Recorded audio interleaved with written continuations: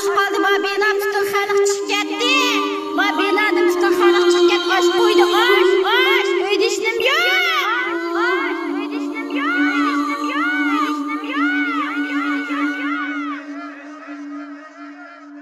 Bu ovoz hammamizning yurakini ezdi. Chunki bu shu topda oshiq qolgan mazlum xalqimizning ochiq pig'oni. Amaliyotda bu mazlum xalqimizning har xil bahona sabablar bilan shaxsiy g'araz va shaxsiy manfaatlar ustidan halqib, ana shu mazlum xalqimiz uchun bir ustalga kelanmagan bizlar qilgan noli faryodi. Ma binadan bütün xalq chiqib ketdi, aş qo'ydi, aş.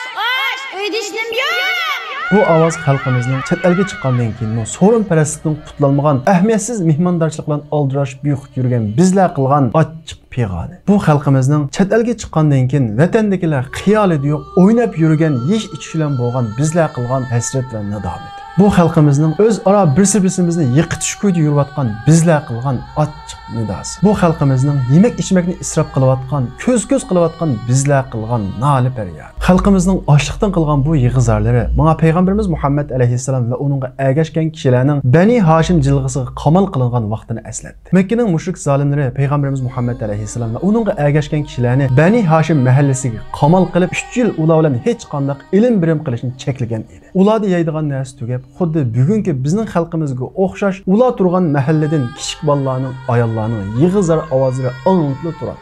Sahobalar yopirmoqlarni yeyishga majbur bo'ldi va kasal bo'lib ketadi. Nurg'ulgan kichik bolalar ochliqdan o'lib ketadi. Hatto payg'ambarimiz Muhammad alayhissalomning tog'asi Abu Talib va ayoli Hazrat Xadija mo mushu qamal qilinishda ochliqdan salomatligi ta'siriga uchrab kasal bo'lib oxiri vafot topdi. Aziz xalqim, sizlarga ovozim yetamdi bilmayman. Lekin hozir sizlar uchrayotgan bu zulm, bu ochliqda qamal qilinish ana shu payg'ambarimiz Muhammad alayhissalom va sahobalar uchragan zulmga o'xshab ketadi. Bu deganlik sizlar bugun kunimizda sahob bo'lish fursatiga erishdinglar deganlik. Albatta bugun kunimizda sahob bo'lish, zolimga bo'y egmaslik bilan u ochliq qarshi turish bilan bo'ladi. Zolimlar qarshi chidamchan bo'lish bilan bo'ladi. O'limdan qo'rqmaslik bilan bo'ladi. O'zaro yordamda bo'lish bilan bo'ladi. O'zini bani boshqalar bilan o'rtoqlashish bilan bo'ladi. Eng muhimi, qiyinchilik shundoq yuqori pallaga yetgan bo'lsa-mu, Allohga bo'lgan iymonini, ishonchini yo'qotmaslik bilan bo'ladi. Zolimga bo'y egish emas, zolim qarshi tirikishni qutulishning birdan-bir yo'li deb e'tiqod qilish bilan bo'ladi. Ocharchilikda o'lgandan ocharchilik qarshi tirikishib o'lish ming afzal. Mana bu haqiqiy şey.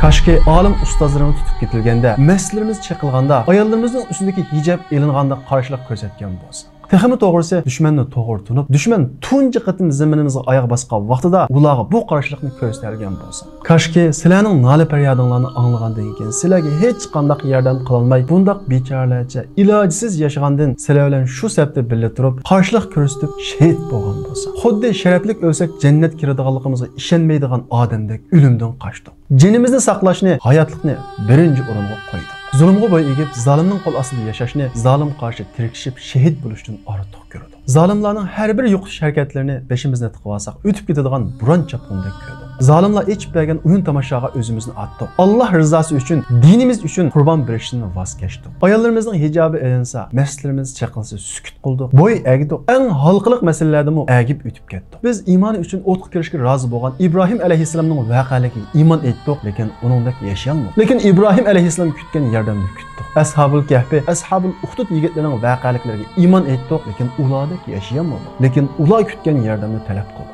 O't ko'ymaslik uchun Ibrohim bo'lishimiz kerak edi. Afsus bizning bugungi ahvolimiz Bani Isroillarning ahvoliga o'xshab ketyapti. Alloh bergan ne'matlarni tunib, uningga shukr qilmayotimiz, vatandagi xalqimiz uchun birlashishni ishga oshirmayotimiz. Xuddi Bani Isroillar, "Ey Musa, sen Robbing bilan birib zolimlarga qarshi urush qilgin" deganga o'xshash duolarimizda, "Ey Alloh, sen zolimlarni halok qilayotgan, sen ularni vayron qilgin" deb duo qilamiz. Ammo bizga tushkuni nima? Biz nima ish qilamiz? Biz qanday badal to'laymiz degan bu nuqtaga kelamiz.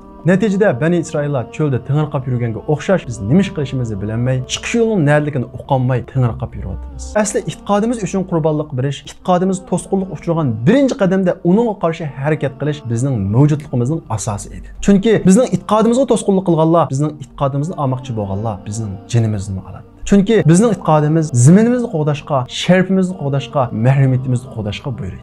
Şoňa zalimlar bizni yo'qotishni eng avval bizning e'tiqodimizdan boshlagan. Bizning diniy ustoz olimlarimizdan boshlagan. Mana bugun kelganda e'tiqodimizni olganlarning bizning jinimizni og'uchi bo'ldi qilmaydiganligini tunib yetdi. Kaşki balduroq tunib yetgan bo'lsa. Payg'ambarimiz Muhammad alayhissalom nayt to'g'ri aytgan edi. Payg'ambarimiz Muhammad alayhissalom hadisda sizlar dunyo tirikchilik bilan bo'lib, zolim qarshi jihadni tashlasanglar, ya'ni zolimlarga qarshi tirikishni, qarshilik ko'rsatish uchun tashlasanglar, Alloh taolo sizlarni xorliqqa mubtalo qiladi. Hattoki sizlar to'g'ri dinga qaytmoqcha, ya'ni to'g'ri yo'lga qaytmoqcha, izzatning manbasi, izzatning sababi bo'lgan qarshilashish, tirikishga qaytmoqcha bu xorliqni sizlardan ko'tarib o'tmaydi.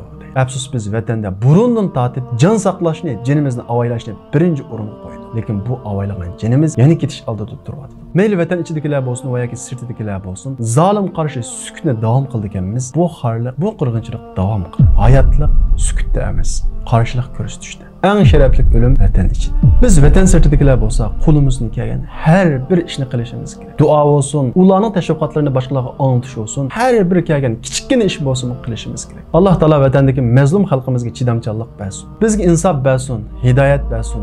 Bir-birimizga bo'lgan o'chmanlik, hasad o'tini o'chirsin. Shaxsiy g'araz, shaxsiy manfaatini halqib, ana shu mazlum xalqimiz uchun bir yer kelalaydigan samimiy iymon bersin.